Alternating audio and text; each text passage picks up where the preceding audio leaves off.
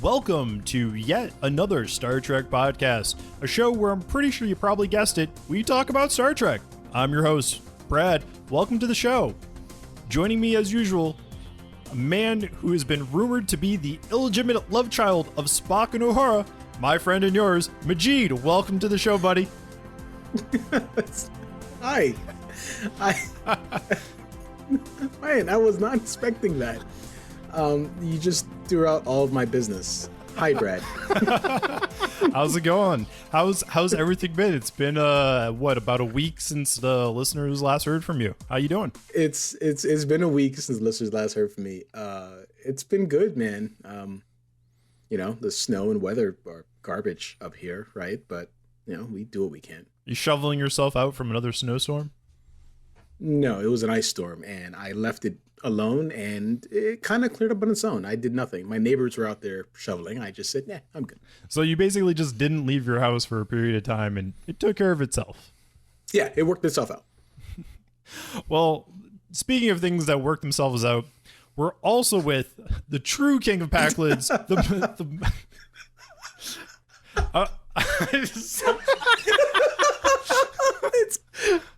What are you saying?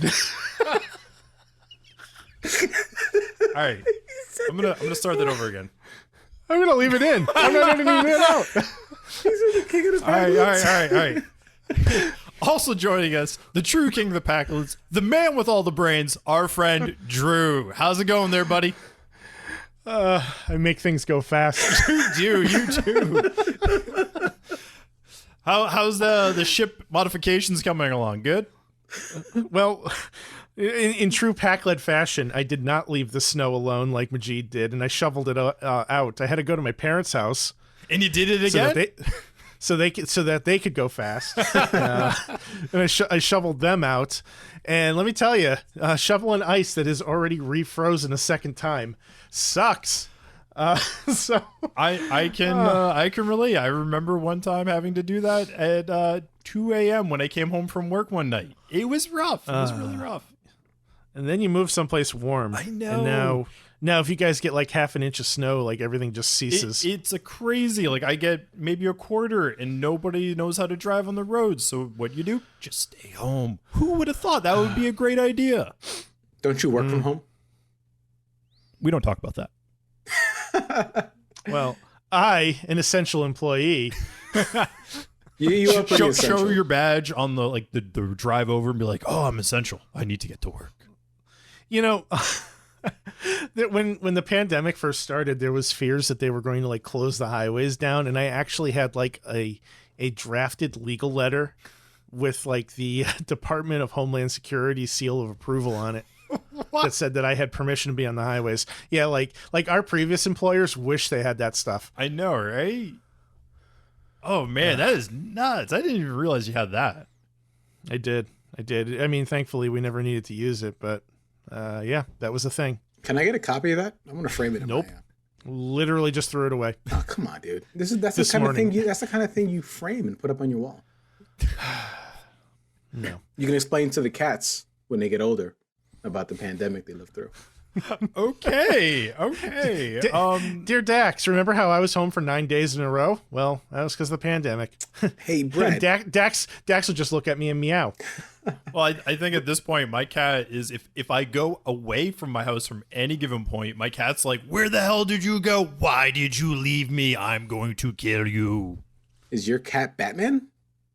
Close enough. I mean, have you seen my cat? She's all black, so I guess technically it would be Catwoman or Batwoman. She is the night. Yeah. I don't think we should dive into this anymore. It's going to get weird. No, this will then. Hey, welcome to yet another comic book podcast. Drew would be entirely lost. I have a surprise for you, Brad. Oh, yeah? In honor of you hosting again tonight, I'm not going to give you any strikes tonight. Oh, that's right. I didn't get a demerit before we started. That's like a record so far. Oh my. Well, I mean, to be fair, I was eating my dinner. My mouth was too full to give you demerits or strikes, but you were owed at least one. Oh man. Oh, I mean, you had plenty of time to do it though. Yeah, yeah, completely honest. That's true. Yeah, but no strikes, no demerits for you tonight. I'm gonna do my best to not give you a strike of demerit. I think you deserved it. Challenge accepted. Yeah, just don't make me regret it. No promises there, buddy. No promises there.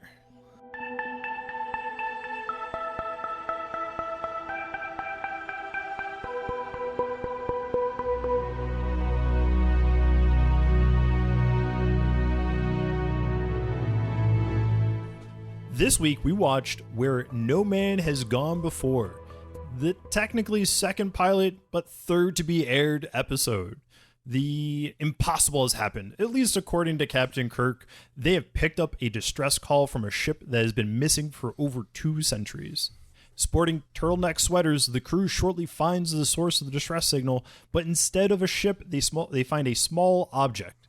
Kirk makes the decision to have the object beamed aboard the ship. Spock points out immediately that the object had survived the destruction of its ship. Without warning, the probe begins to transmit a signal, causing Kirk to have the Enterprise be on alert. Making their way to the bridge, we meet Kirk's longtime friend, Lieutenant Commander Gary Mitchell, who joins in on teasing Spock for being a little bit too excited to play chess. Once there, Spock begins to uncode the logs of the device. Dr. Elizabeth Denner joins the bridge crew along with Chief Medical Officer Dr. Mark Piper, Sulu, and Scotty. We learn that something mysterious happened aboard the SS Valiant, causing its ultimate destruction. Spock conveys that the ship was pushed out of the galaxy by a magnetic storm. He goes on to explain that on their return into the galaxy, they encountered some unknown force. The records are badly damaged, but for some reason reference ESP and humans, and it is unknown why. Kirk makes the decision to have the Enterprise follow the path of the Valiant to help ensure that no other ship encounters the issue. Eventually, they find their way to a purple force field that they go through for some odd reason that I can't figure out why. Ultimately, this causes damage to the ship, killing 9 crew members and causing Elizabeth and Gary to be stunned. We quickly see what happens to Gary is that his eyes start to glow with some sort of magical power. With the engines burned out and years away from the nearest station, the crew works on repairing the ship. Gary rests in sickbay, but you can clearly see something is wrong. When Elizabeth checks on Gary, the conversation leads towards the sensors that are monitoring him as they indicate that he is fine. Jokingly, Gary mentions that he would be rather that they weren't, and without warning, the sensors go awry just from his thoughts. Things get even stranger when Gary tells Lieutenant Kelso to check the impulse engine packs, and that if he doesn't, they will explode, destroying the ship. Kelso, being the cautious man he is, checks the packs and identifies that Gary was right, notifying quickly Kirk that Gary knew something he should not have been able to. After debating with Spock, Kirk decides to travel to the planet Delta Vega, where they plan on stranding Gary. When attempting to bring Gary to the planet, he starts to exhibit powers with some sort of Star Trek lightning beams. After a struggle, Kirk and Spock manage to get Gary out of the room and onto a transporter pad and beamed down to the planet's surface. Once on the planet, Gary awakens to find himself locked behind a force field. After several moments of struggling, trying to get through the force field, it is clear that the force field somehow weakened Gary. But unfortunately, he quickly recovers and ends up knocking out all the crew members on the planet. Gary influences Elizabeth by giving her powers, and the two venture off exploring the planet. Once Kirk recovers, he advises the doctor to have the Enterprise leave without him if he's not heard from in 12 hours, stating that the entire planet should be destroyed. We now find Gary and Elizabeth together, both eyes emanating with power. Gary thrilled with his power that he is making a tropical oasis on this desert planet. Wielding a rifle, Kirk confronts Gary and attempts to stop him. As you can imagine, that doesn't go well for Kirk when he tries to go against somebody with godlike powers. Elizabeth realizes what they're doing isn't right, so she helps Kirk weaken Gary. Through an epic struggle of wrestling, Gary and Kirk finally find to a point where Kirk is on his knees, forced by Gary, but Elizabeth says no and pretty much stops Gary in his tracks, draining his powers, and Kirk somehow gets a boulder to fall on Gary, crushing him to death. Sadly, Elizabeth is weakened from her ordeal in confronting Gary and dies on the planet.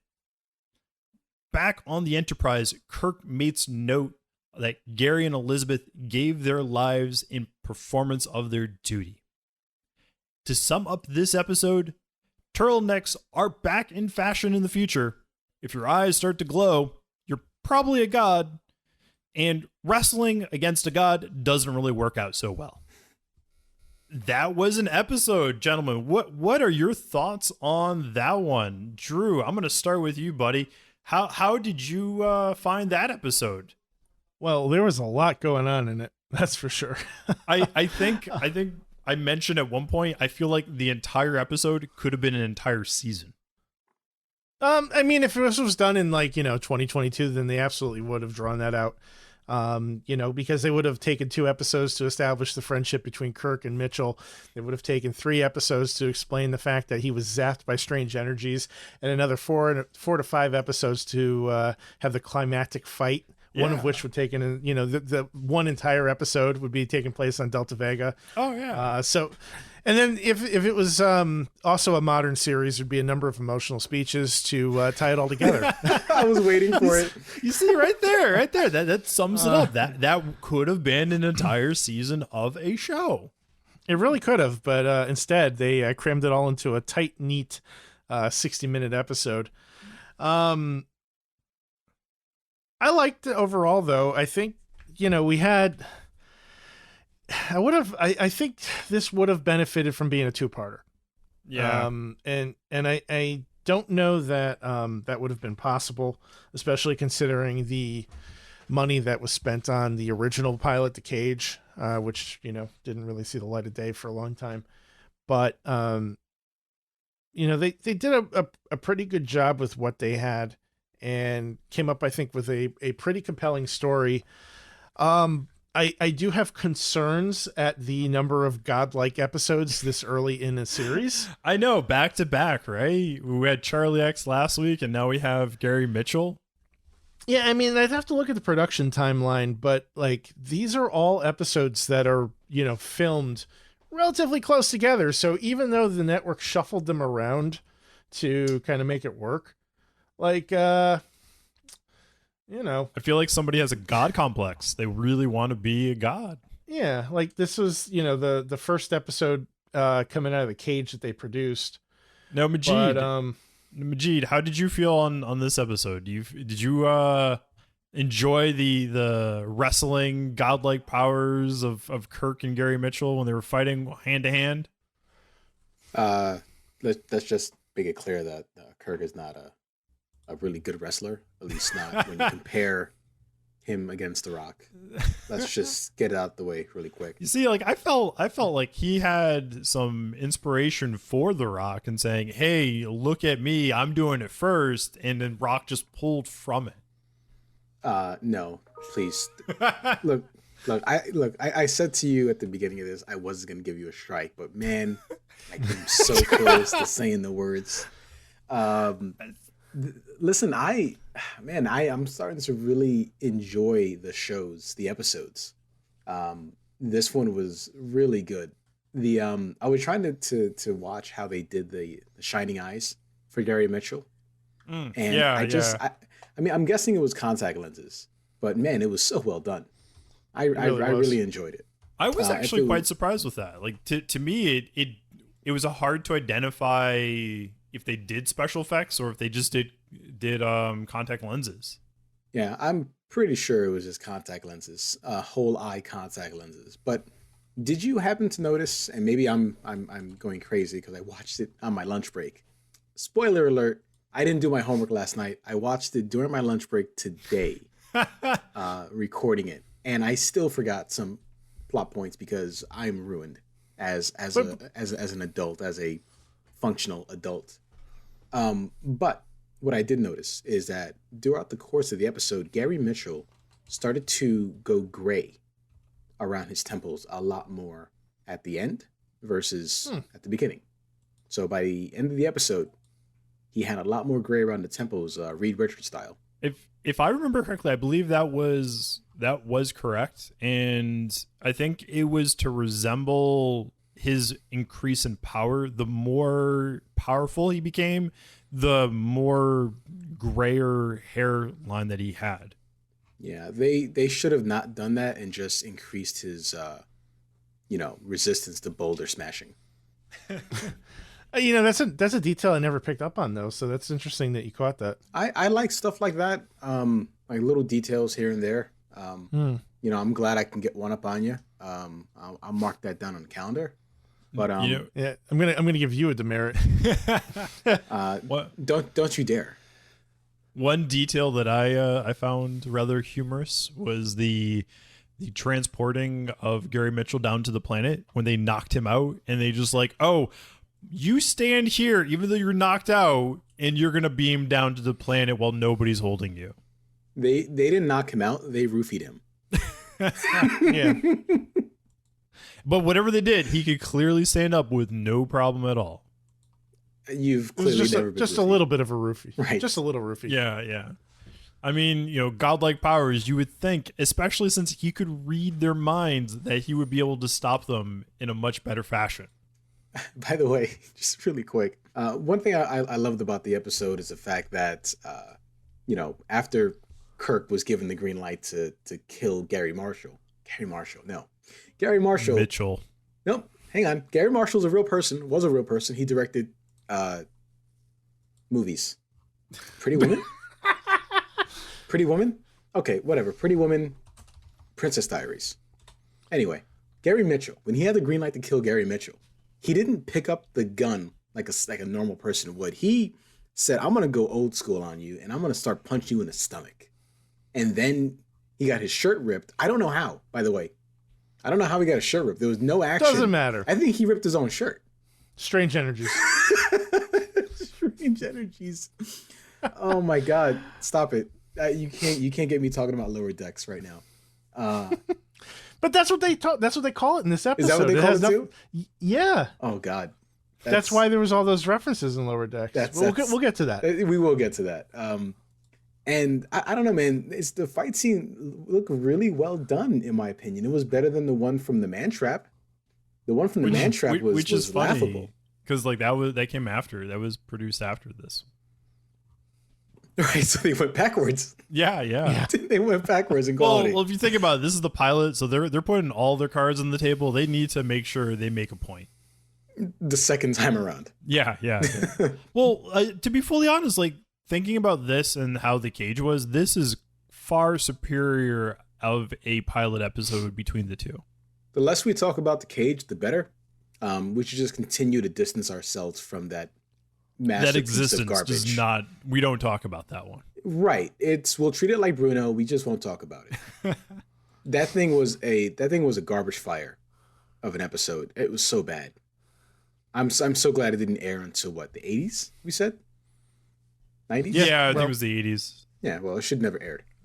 Well, yeah, that's besides the point. But anyways, with this episode, there was a very interesting dynamic where they were trying to build like a relationship within a short period of time, make you feel for Kirk.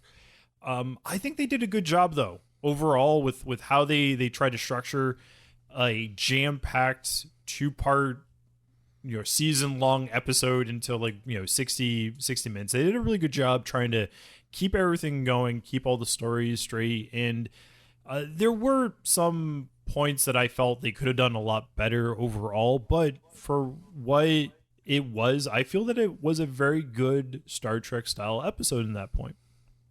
Yeah. What'd you guys think about that romance that they were trying to build between Denner and Mitchell?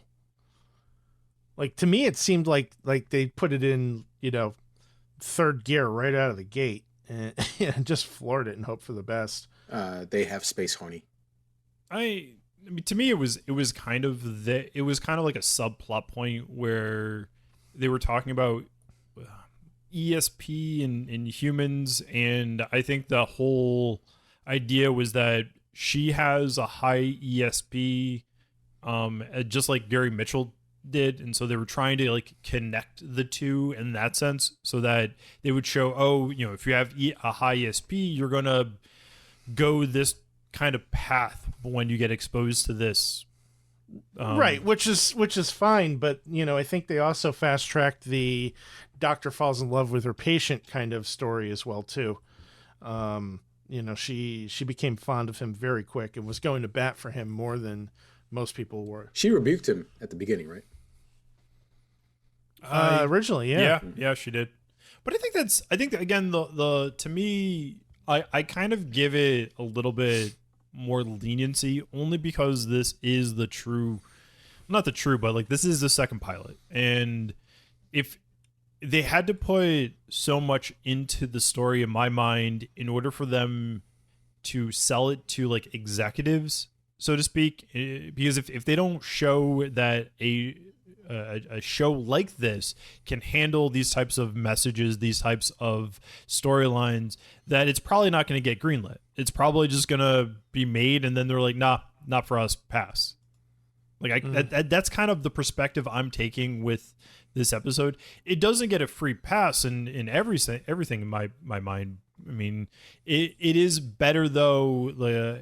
Overall, like when you compare it to how the original pilot was, like with the cage, it far surpasses it in so many different ways.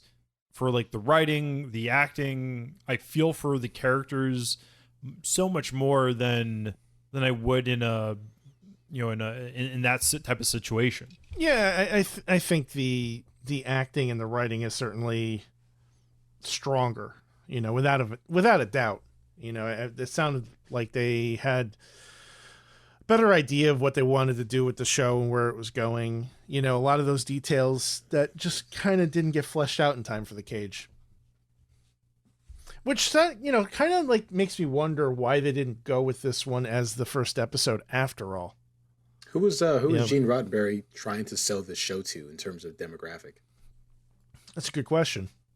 I couldn't find an answer on any of the sites. Maybe I'm not looking at the right sites. Go ahead, Brett. No, if I remember correctly, during this time period, one of the big TV styles that was really popular was like westerns. Like western. Yeah, well, he was marketing this as a wagon train to the stars. Yeah, Wagon Train being a very popular show. Train to the stars? Mm-hmm. Yes, like Gunsmoke or some other western TV series.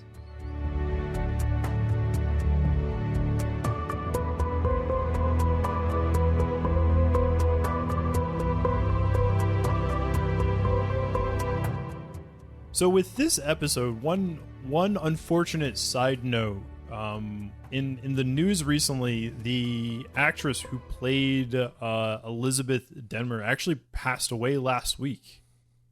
Yeah. She died on February 24th. It's very unfortunate. But if I remember correctly, she's been in a lot of movies in her career as an actress in general. Yeah, Sally Kellerman. She passed away on the 24th of February, and just a tremendous career. Mm-hmm. She started acting in the 1950s and had a mixture of film and television roles. Very, very deep array of movies and shows that she was working on. I think probably her most famous role outside of this was in MASH, where she played a character by the name of Major Margaret Hot Lips Houlihan. It is important to note it was the movie, not the TV show. Correct. Yeah, the movie MASH. I don't know if you guys have seen that, but it is an excellent film, and she was wonderful in it. I do recommend checking it out. She won some awards for that too. She was nominated for an Oscar for Best Supporting Actress and nominated for a Golden Globe Award for that movie. Yeah, out of respect for her passing, I will no longer call Brad Hot Lips. Why, thank you. I appreciate that. It means a lot. But I actually never saw MASH, but it's something it's on my list. I've seen the series. But she was also in quite a few episodes of the some great TV shows too. Outer Limits. She had two different episodes she was in. I was just looking at the Outer Limits and Twilight Zone. I think that's like a prerequisite for most of these types of shows. Like you need to appear at least in Outer Limits or Twilight Zone. Yeah, pretty much. She was in Bonanza. She was in Alfred Hitchcock Hour. She was in Saturday Night Columbo. Live. Jeez. Columbo. Yeah, I mean, you can keep going. Yeah. I haven't heard of any of these shows. Well, that's because you don't watch anything that was prior to 1980. Or if it doesn't have lens flare, you're not interested. That's she fair. was in the 2011 version of 90210. That I watched. That I totally did not watch. I did not watch that one. Yeah, me neither. But doesn't surprise me, Majid, that you watched that.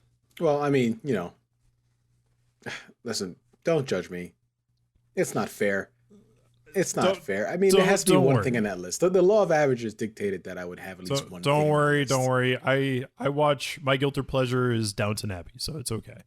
No, it's not. No, it was Jersey Shore. You liar. Moving on. So Majid, tell me what is one thing that you felt about this episode that didn't really hold up, that didn't really keep your interest? Was it something that kind of fell short in its storytelling technique, or anything specific that kind of let you down? One was the weird way that they colored Spock. Like, he was a weird color. Like, I'm not bugging. You can go back and watch it.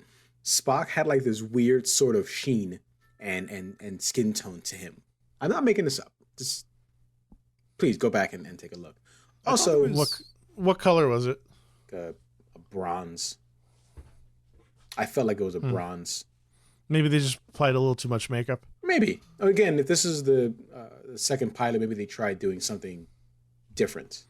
Well, Spock was kind of like half shouty, half logical in this one too. Yeah, he was murdery. He had bloodthirst. Yeah, he wanted to kill. And it's not the first time that he just wanted to kill someone. You see the thing is, like, I was looking or thinking about that, and it didn't feel like random shouty. It was to me more of extreme logic. What about the part where he was on the bridge shouting all the commands? That was just completely awkward. Yeah, I've never heard Leonard Nimoy ever yell. You have a point. It was out of character. I think they're still trying to find the character Spock in that point. And that's part of I think the difficulty of airing these out of order the way they did, because I feel like Spock was a little bit more dialed in Mantrap and Charlie X. It felt like the Spock that we've come to know over the years, whereas in this episode, clearly it's not quite there yet. They don't have that definitive character direction. I know with it's a common reason to do that for making it interesting to the audience. Mm-hmm. Right. And I think, back in the 60s, chances are you probably didn't get to see the Mantrap right on day one. Like, it's a completely different situation than it is today, but no, in the 60s, they really didn't have reruns back then. Right, exactly. And so if you didn't see it when it aired, then you wouldn't be watching it. Yeah. Right. That's my point. So somebody that might have heard about the show through word of mouth from a friend of theirs, they might not be jumping in until after this episode had aired. So they wouldn't go through that turbulence of Spockdom. Well, I think about it as more of the if this is the first episode that's going to air, and people who will actually watch the first episode, if they don't like it, they're not going to talk about it. And to your point, it's going to be nobody's actually going to say, hey, you should watch this show. It just, people will be like, whatever, it was kind of garbage, move on. Yeah. The audience is probably less tolerant than they are now.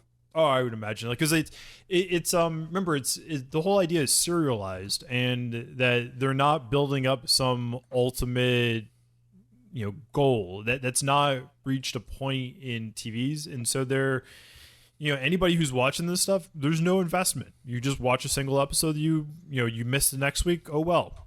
And I think that's probably the reason why, is because if you do miss the next week's episode, it's it's okay. It doesn't actually detract from like a overarching storyline that you're gonna miss. I will agree with that to a point.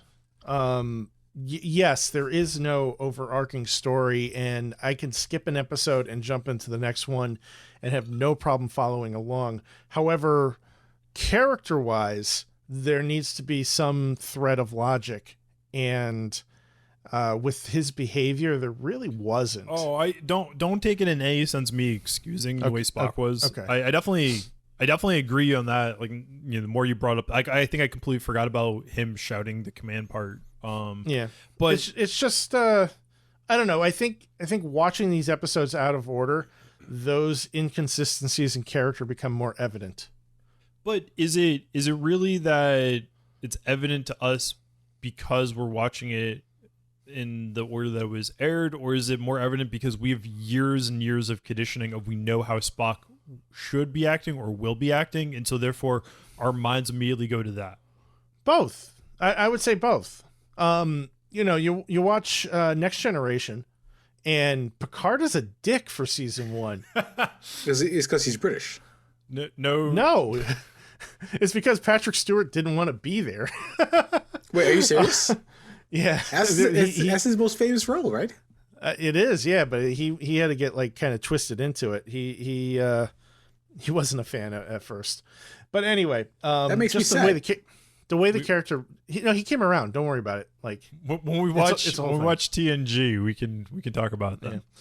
But I mean, like, you could see the character and the writing change and kind of hone in on what Jean-Luc Picard is supposed to be. And the same happens with all the other shows too. And I think a big part of that is, writers trying to figure it out. When you're airing the episodes in a order that they weren't written in, the viewer kind of loses that, and I think it becomes more jarring. I definitely get that, but it's, to me, it's a serialization show that, while yeah, it does become jarring when you're watching everything dedicated, but they're trying to build up an audience, and I think right there they were less caring about individuals understanding how things are progressing and more concerning about those numbers. Mm-hmm. I mean, the Nielsen ratings is like what they would go by, or like solely. They can't go by clicks, they can't go by views, things like that. So it's a little different of a time period, and I think that's the main concern towards it. Majid, what are your thoughts on that? Like, how do you feel that because that they aired this as the pilot episode, the third episode, is it really disjarring watching it from episode to episode, seeing the character Spock change in that way, or is it kind of like an understandable growth pattern, or just them trying to still feel for the character? We're noticing it more because we're essentially binging and we're tracking stuff from week to week with our fancy spreadsheets and metrics. So we are feeling this a lot more than someone would back in the 60s. Back then they just come back home with their glass of whiskey and they're watching a Star Trek episode. So should we then like get rid of our spreadsheets and just go old fashioned? We grab some whiskey and a cigar and have a sit on the couch and watch it, and then we can just talk over the phone. I don't drink alcohol, let alone whiskey. I don't want to burn everything on the inside of me. What's wrong with whiskey? It burns going in, and I have to imagine it burns coming out.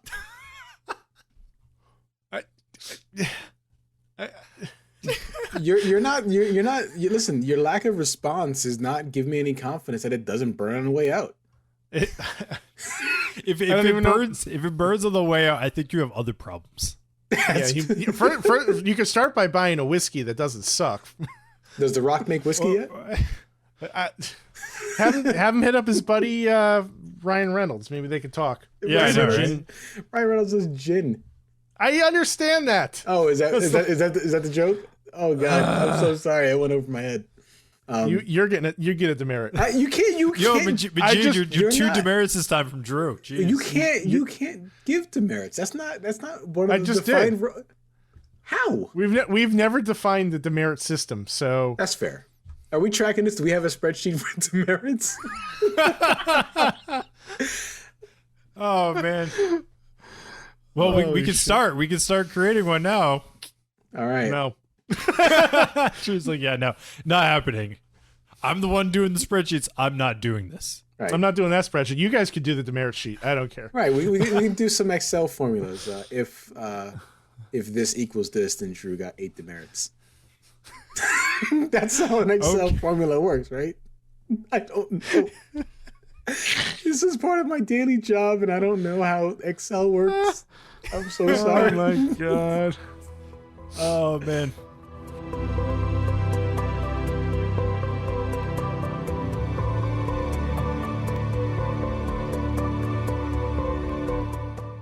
Anyways, gentlemen, so moving on to more of a pleasant topic. What is something that worked well for this episode? What is something that you found entertaining, that really appealed, or that kind of drew you into the episode itself?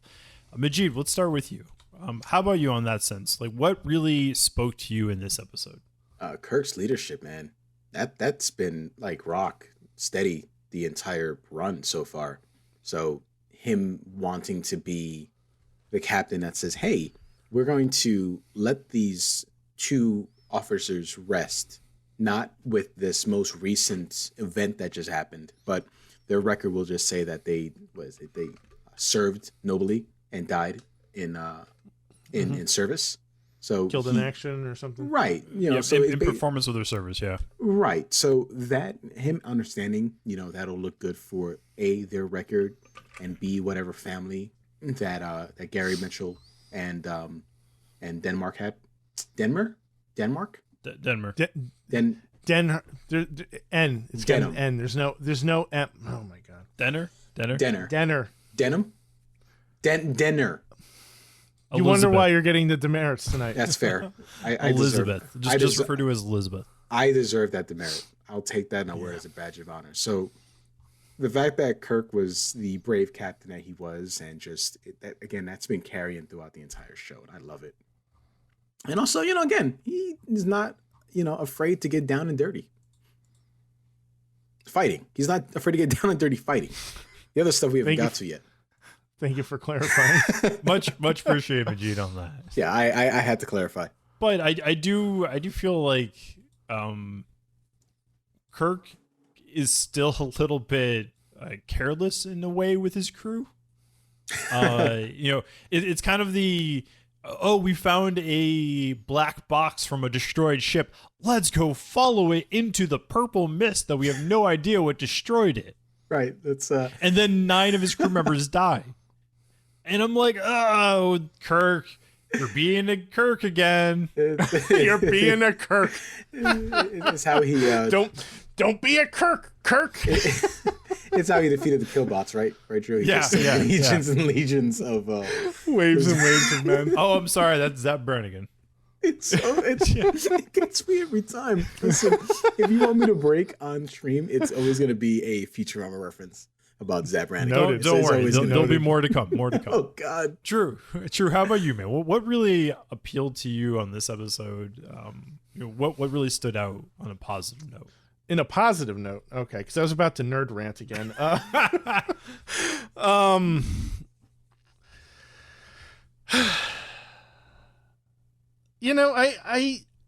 enjoyed in the brief time that we got to know Gary Mitchell, his rapport with James Kirk. It sounded like they were pretty good friends. I find it difficult to believe that if they were at the academy together that Kirk would be his commanding officer. I know Kirk kind of got fast-tracked to the captain's chair, but this kind of makes it seem like he leaped rather than ran. So I don't know. That was a little weird, but I mean, I thought that they had a pretty good rapport with each other, for a friendship that had been established in very short order. Didn't Gary mention in the episode that he messed with like one of Kirk's girlfriends to a point where Kirk almost married her? Yeah, something like that. I don't remember the details, but yeah, was a thing. It was one of those things where I'm like, this guy seems smarter than he leads on in a sense. Yeah. Let's see here.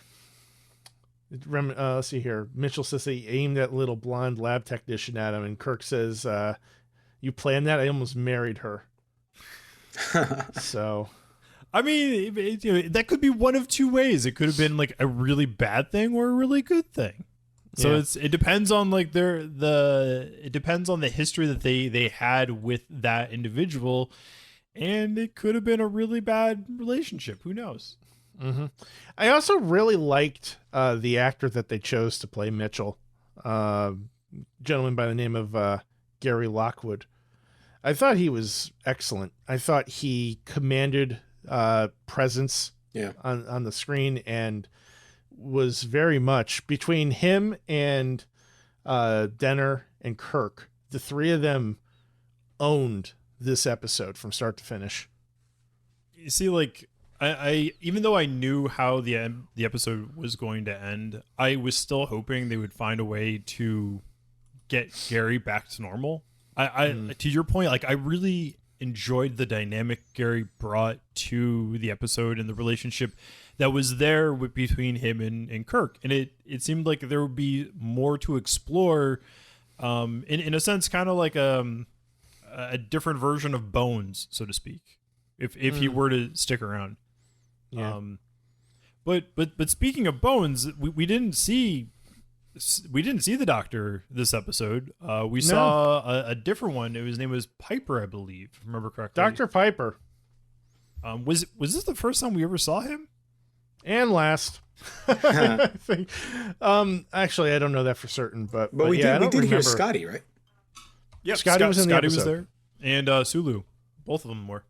Sulu playing a very different part. He was like the head of astrosciences, I believe. Yeah, and Scotty though was still the engineer, chief engineer, right? We saw him in the transporter room. He's also on the bridge too. Yes, he was. Yes, you're right. You're right, because he had all the department heads come to the bridge, and that's when we saw Sulu and Scotty for the first time. And both of them presented themselves as the heads of their department. Dr. Piper was, head of medical, Scotty head of engineering, Sulu head of astrosciences, and Denner was on the bridge with them as well too. Was there anybody else? I don't think so. No, there wasn't. We were missing Uhura. Well, yeah, she wasn't in the episode. No, she wasn't. Yeah.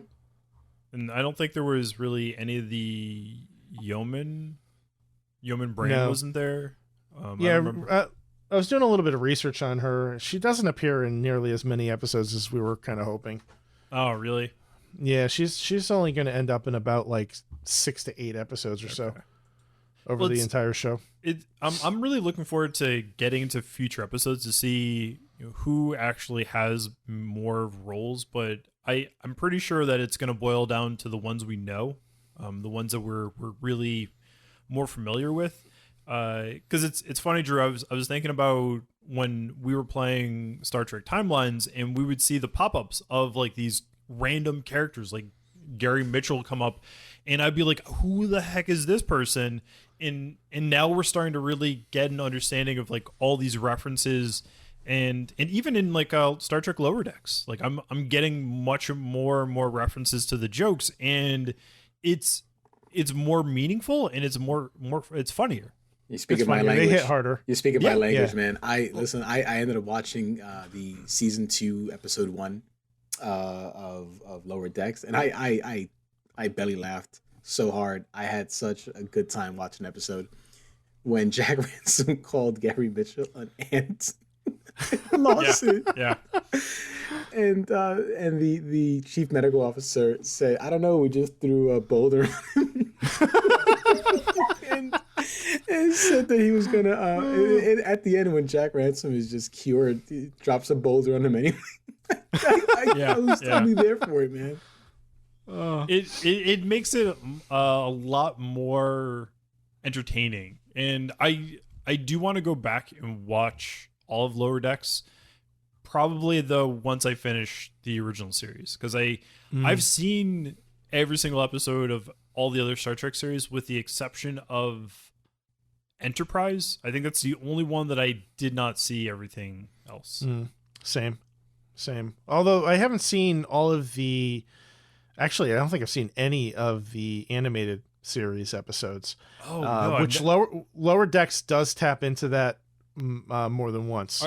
Are we gonna make that our next one, or are we gonna go to the movies? Well, I think it's movies, we'll have right? to let the viewers decide. Watchers. Yeah. Wait, listeners? I said what I said. By the way, I'm going to say something that's pretty, controversial for me, and this may upset Drew. I find the original series is easier to watch and digest than Discovery. Well, to Brad's point earlier, it's about that episodic nature. These episodes are isolated chunks. You could sit down, tune in, and 50 minutes later tune out and not have to worry about trying to retain what happens for next week's episode. It's not that. It's the cast. The cast, I think, is more likable than anybody in. Well, again, aside from what do we call him? Alpha Kirk? I'm sorry, Alpha Pike?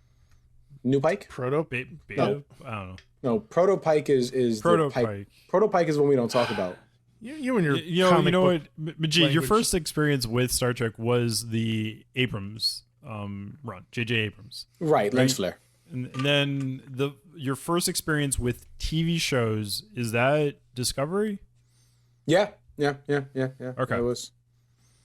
Yeah, Discovery was garbage. It's not. It has its moments. Yeah. It did have its moments when Alpha Pike shows up. But I think to your point though is that this crew that we've been dealing with in the original series is a lot more likable than some of the characters that have come out of Discovery. Yeah. No, totally. I'm not going to say any names. Burnham. Burnham is an emotional wreck. Yeah.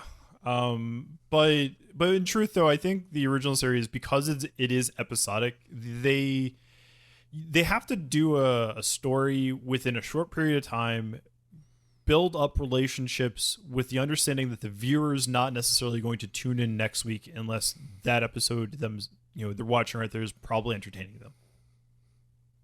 Like that's, there's a way to do that, and we've seen it time and time again in Star Trek. It's not a difficult formula to make, and you can still have character progression. Well, when did TV start to go away from like episodic and more into building up relationships between characters? Like I don't think that was until like the 80s. When JR got shot in Dynasty. So I'm not making fun. The soap operas. No, you bring up a good point. Soap operas did a really good job because it actually brought a full continued storyline that was from each episode that continues on to the next one. Yeah. And I don't think most TV shows didn't really follow those types of things because it's you do have primetime TV. People tune into what's entertaining right now. Right, and it's easy to alienate an audience that way too, especially when you have networks that move your show around at different times. Yeah. Back then, there was no DVR, there was no, like if you were going to watch an entire series, you were potentially buying, dozens of VHS tapes. Well, I remember if I missed like an episode of Star Trek Voyager, even when like that was on, like I would have to watch it at like 2 a.m. on a Thursday night the following week if I wanted to catch that episode again. And it wasn't much easier. I don't think it really got easier until the 2000s, unless you were like a avid VHS recording habit, Yeah. I'm just thinking about like in science fiction, Deep Space Nine kind of went a little serialized, but Babylon 5 was serialized from episode 1. Yeah. You know, if you didn't follow that show, like you might be able to get away with missing an episode here or there, but if you missed more than 2 consecutive episodes in a season, you're not in good shape.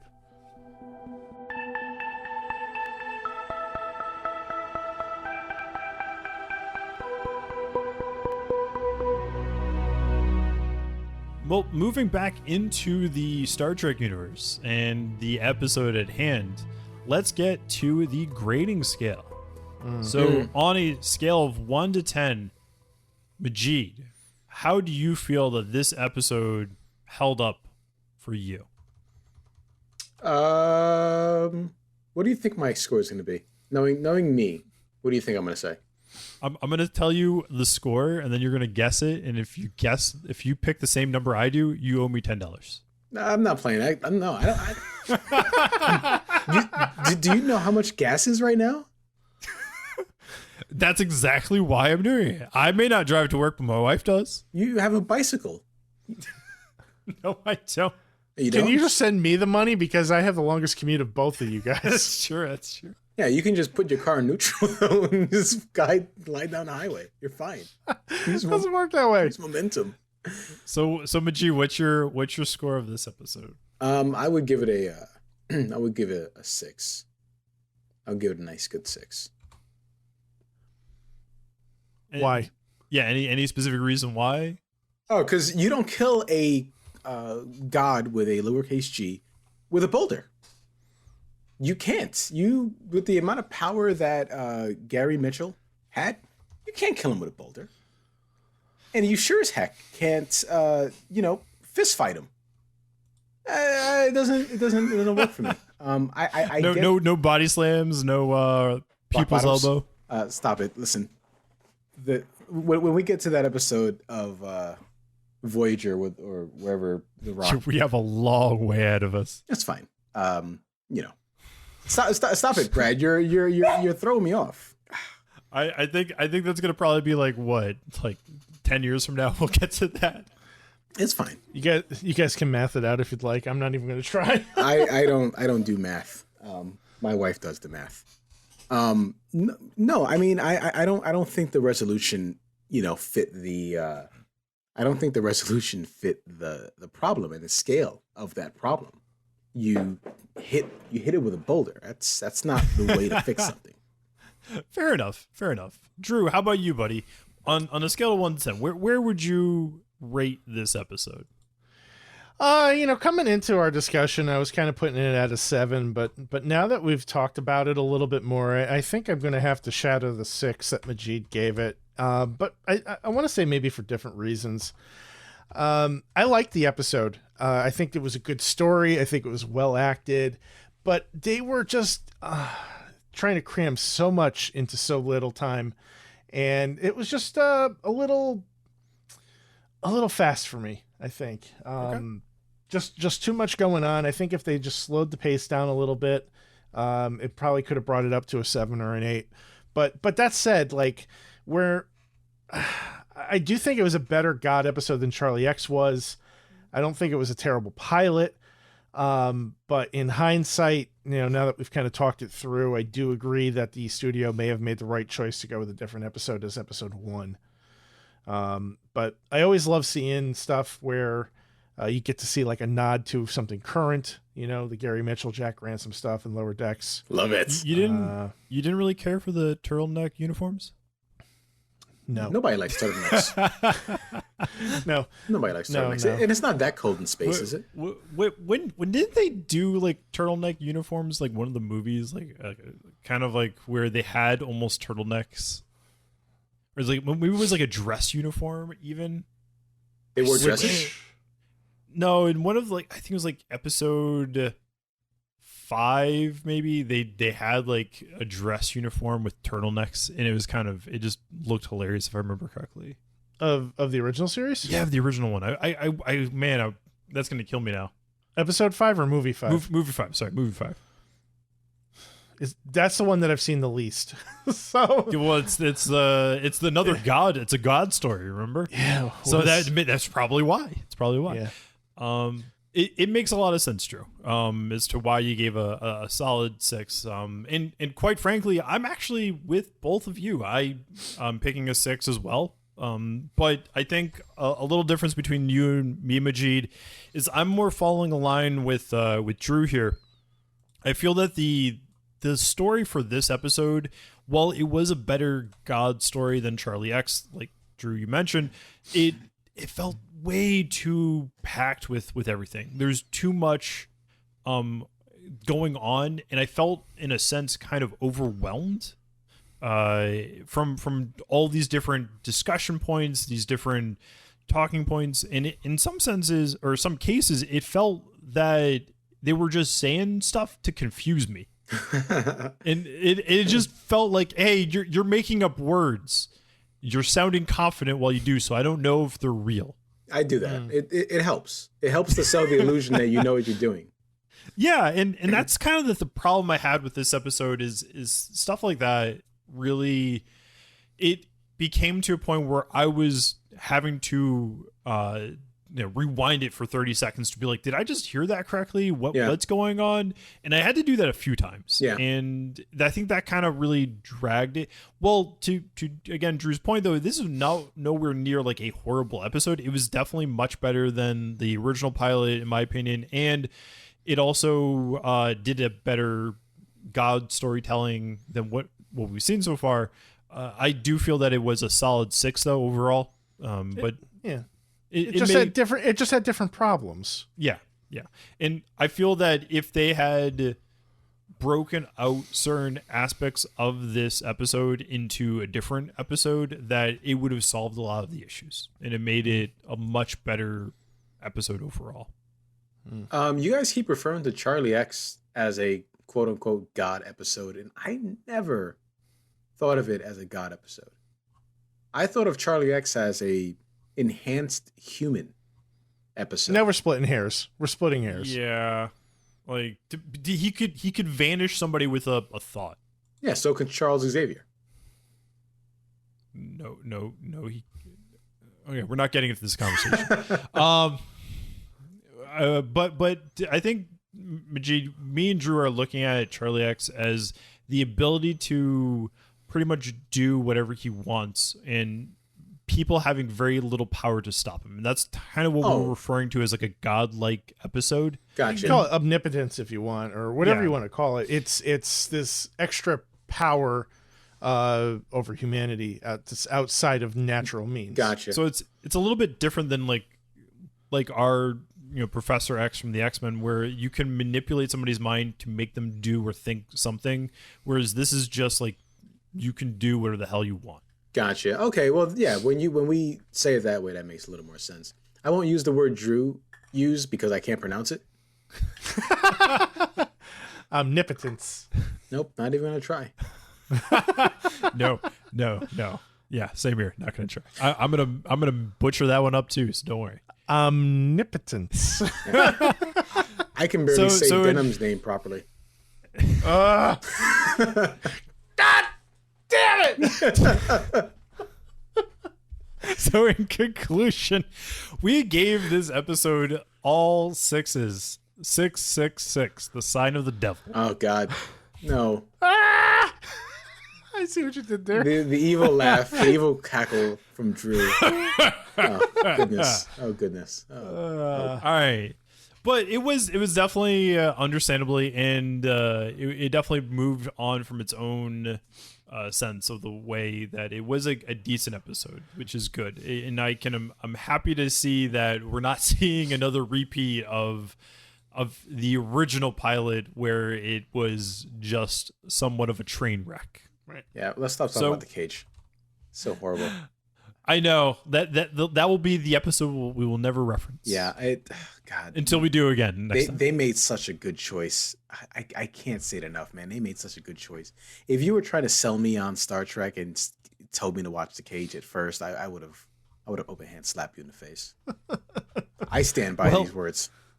Well, listeners, we hope you surely use our words of wisdom to make sure you watch this episode of Star Trek.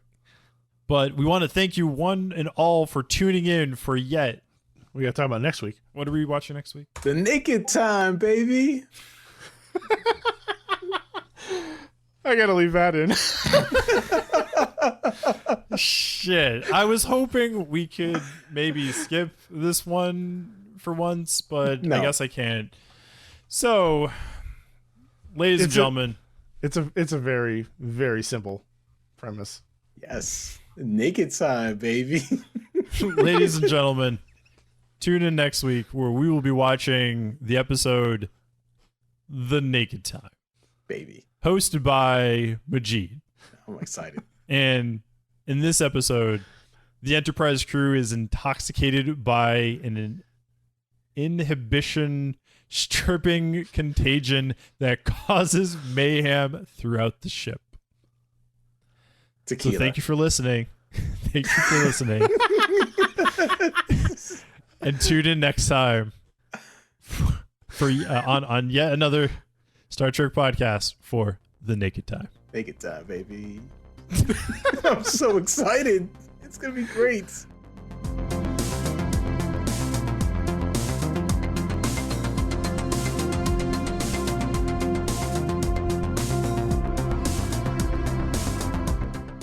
Thanks for listening to yet another Star Trek podcast. We're a part of the Retro Sessions Network. This episode was recorded on March 1st, 2022, and is hosted by Brad, Drew, and Majid. As always, our episodes are edited by Drew, Lord of the Packlids. No Suspenders Brad wrote the synopsis.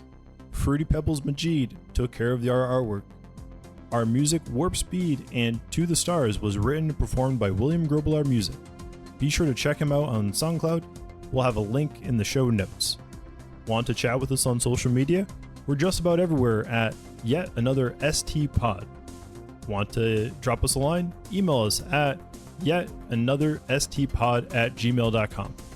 Next week, we'll be watching The Naked Time, where we will all be watching it naked. Watch along with us on Paramount Plus and let us know what you think of the episode. Want to support the show? The best way is to write a review and rate us on Apple Podcasts, Spotify, or anywhere else where you get your podcasts. Don't forget to subscribe too. That's pretty important. Thanks again. We'll see you next week.